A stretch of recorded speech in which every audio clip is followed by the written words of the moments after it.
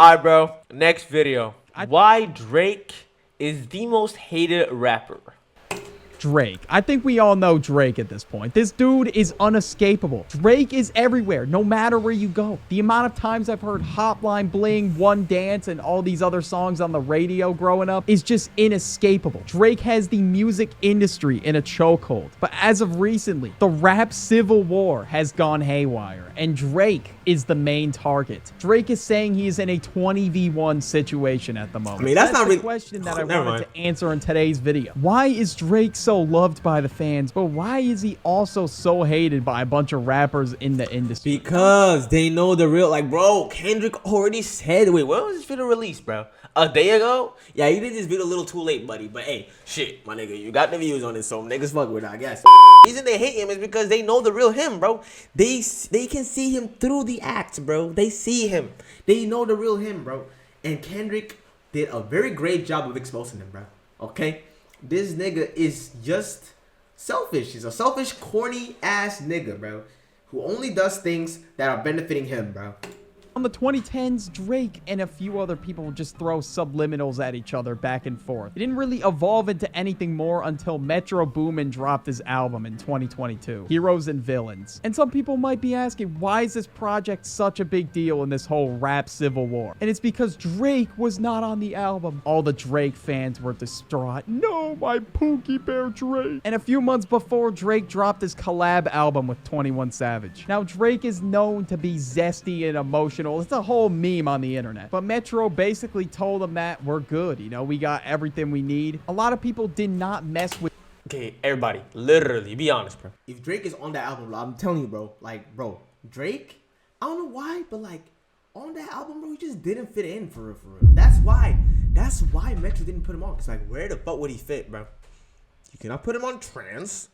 That would just ruin the whole song. You cannot put him on Too Many Nights. Cause Don Toliver fucked that shit up.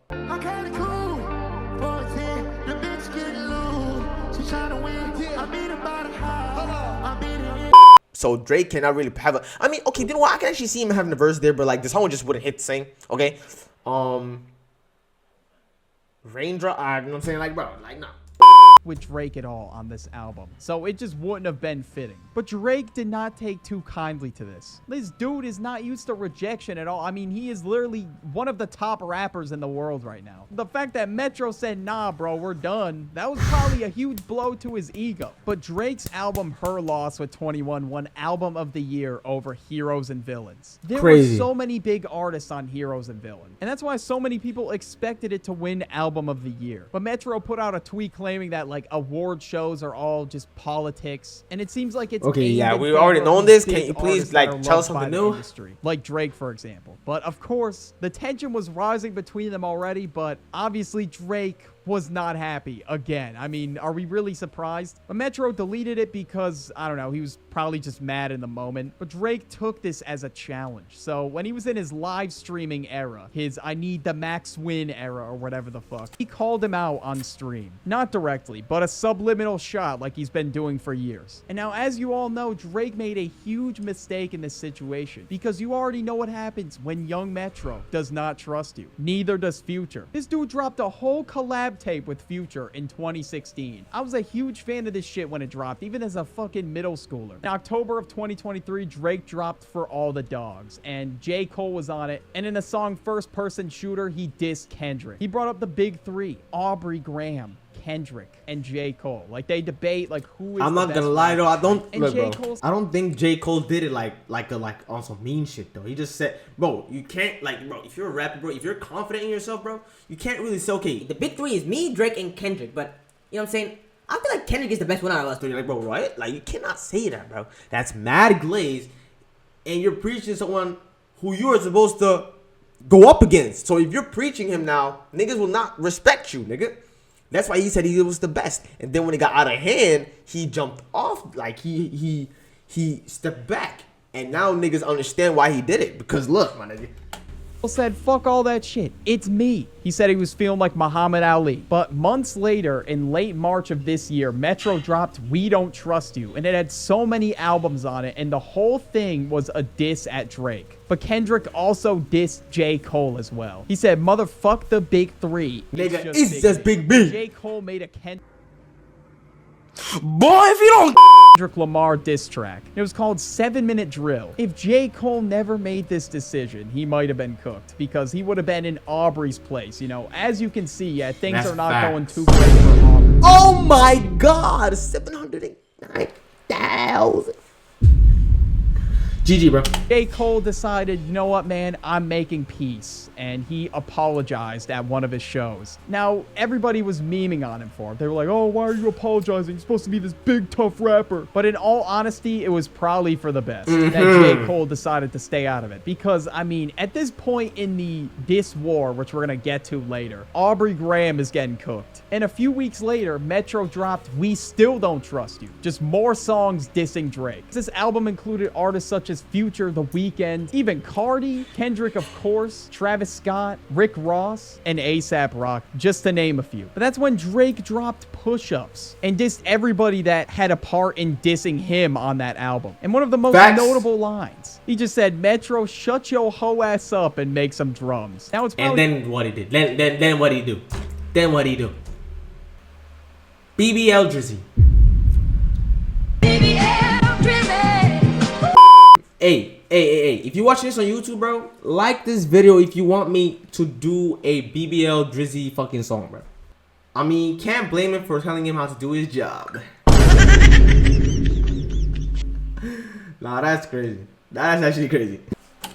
Notable lines. He just said, Metro, shut your hoe ass up and make some drums. Now, it's probably one of the biggest memes on the internet right now, but Metro wasn't done yet. He was cooking up some drums. And one of the most notable disses in the song is that apparently Kendrick has a size 7 shoe. See, that's what I'm saying. And when I dropped a video about it, bro, niggas like, oh, Drake was cooking Kendrick. Kendrick will not come back. My nigga, he talked about his size, bro. Oh my God. This is why I don't fuck with niggas that fuck with Drake, bro. Because they're delusional, bro. Says I have a size 7 shoe in front of like millions of people and then just gets away with it. Nobody is gonna sit there and take that disrespect. And he also accused Kendrick of Chris Browning his wife. But then after Drake said that, it was not just, oh, fuck the big three, big me, size 7 shoe, all fun and jokes. Shit got fucking personal. So Kendrick obviously had to make a response. But Drake, just something about him. I don't know. He's just low-hanging fruit. That's why this is gonna be the easiest response in the world. But Drake did something even dumber in the process. He dropped a song with an AI Tupac and Snoop Dogg voice. Like, why the fuck did he do that? Like, who let this slide on the label? Like, oh yeah, guys, we should just get an AI voice of a deceased rapper on the track. Like, who the fuck thought that was a good idea? They had to take it down, and Drake got clowned for it, as to nobody's surprise. At this point, Kendrick hasn't really said anything, but he was cooking up behind the scenes. Then Kendrick dropped Euphoria. And basically in this song at the beginning, he was saying, Drake, I don't know, man, we don't gotta make this personal. Like, I know shit about you that will make Gunna look like a saint. And of course, Drake's known for being soft and shit. So Kendrick was... Yeah, but like, did anybody think they was gonna say shit like that, bro? Like, what Gunna did, he just snitched. This nigga Kendrick talk about Drake being with younger girls and doing shit with younger girls and yeah, bro, like, yeah. It's known for being soft and shit. So Kendrick was questioning, why is Aubrey Graham saying the N-word? He ended the song basically saying, Drake, we don't want to hear that shit from you anymore. He was basically revoking the pass from him. And I mean, I don't know, man. Drake, this dude is not the person that should be talking about killing people. He has no facts. Just look at the way he's walking here. But literally that same day, Kendrick dropped 616 in LA. And basically in this song, Kendrick was telling him, bro, I have a lot of dirt on you. He's basically telling him that all this information about him is getting leaked to him currently. There was somebody in the group that was feeding him this information. And he told bro he can't 2C slide his way out of this one like he's done. So we know the pot is going to keep getting stirred. Like Kendrick is just going to keep going. Now a bunch of shit is about to get out to the public that nobody knew. This was just a couple days ago. Drake responded with Family Matters. Now this song, he had a video where he crushed the Mad City van. And in oh my god, I didn't watch the music video. I'm gonna give it a bug. I just listened to it on Spotify. But damn, I mean, shit, it would have hit a little. It would have hit a little like more if it actually was white and not red. In this song, he's basically alleging that Kendrick's son is actually the son of Dave Free. And that's why he never posts pictures with his son online or anything like that. And that was Drake's big home run hitter for the song. He thought that was gonna be the one, man. Like, Kendrick was cooked after this one. But not even kidding you, minutes later, Kendrick had a response time of 10 business minutes. I'm telling you, bro, he was crazy.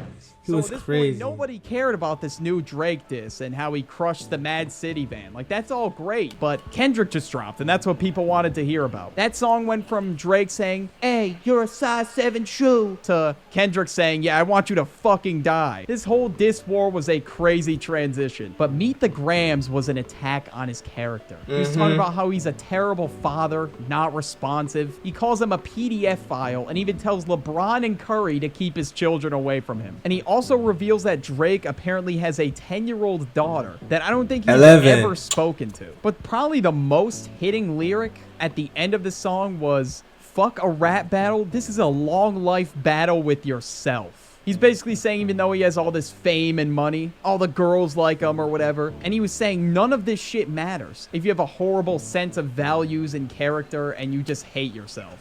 And this is why you should never go up against Kung Fu Kenny. Kung Fu Kenny will literally... Okay, how do I say this without sounding like weird? He will literally go for... Like, he'll go for the headshot, bro. Like, literally, bro. Like, if you like, bro, if like Drake wanted to play, bro, he literally fucked around and found out, bro. Literally. And that basically he uses fame as like a cope or a distraction. Then Drake posts a story like, "Guys, can somebody find my hidden daughter?" Like, he completely ignores the fact that Kendrick was calling him a PDF file and a bunch of people he's surrounded with. And when Drake interviewed DJ Academics, he said this: "If you or anybody could find proof that I have an 11-year-old daughter, I'll quit rapping and I'll come work for you." And literally a day later, Kendrick already dropped another song. And the cover was basically showing Drake's house with a bunch of red markers on it. And what this means is if you are on an offender list and you are doing weird stuff with children, that is the marker that would be on. Like, the fact, like, when I was reacting to the diss track, bro, I literally realized immediately what that was, bro. On your house, because every offender is required to state that they legally are one. And now in this song, Kendrick did not talk about the whole daughter thing, and the reason why is because Drake said he apparently was being fed fake information. This weirdo Axelito 710 redeemed TTS and says Drake should have done what J. Cole done. Yeah, he really should have.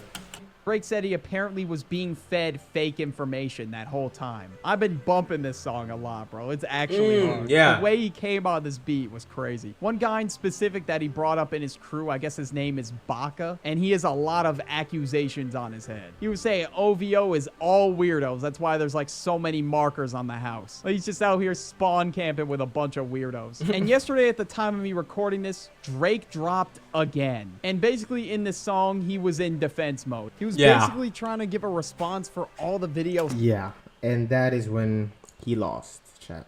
I'm gonna tell you why, because the fact, like, he sounded like he was gonna cry in that shit.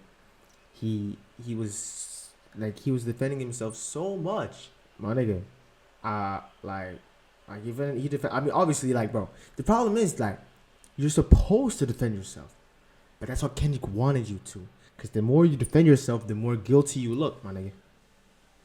Like, bro, I promise, like, the more I heard him talk, bro, the more I, like, bro. Surfacing on Twitter and what Kendrick was saying kind of said it in like a weird ass way. He was like, "I would be too famous to be a weirdo." I don't know where the logic was here. Like, P. Diddy exists, bro. You're not safe from this shit, Drake. Just because you have ties in the music industry and you're famous, that doesn't mean you get a free pass and you're just good to go. Another thing that he said that I thought was pretty weird. He said the Epstein angle I was expecting. Drake, are you self-reporting? Like, what the hell is going on? And also, like, bro, from the beginning of from the beef till now, that nigga's still so stupid with his bars. Like, talking about Kendrick and his shoe size, him doing push-ups, him doing a song with Taylor Swift and how he's like washed for that. And then in his like, it was either Family Matters or The Hard Part 6, my nigga talked about how he has a big, how he like something with like Big D and the internet has the proof of it. Talking about his leak. Like, it was literally the weirdest thing, bro.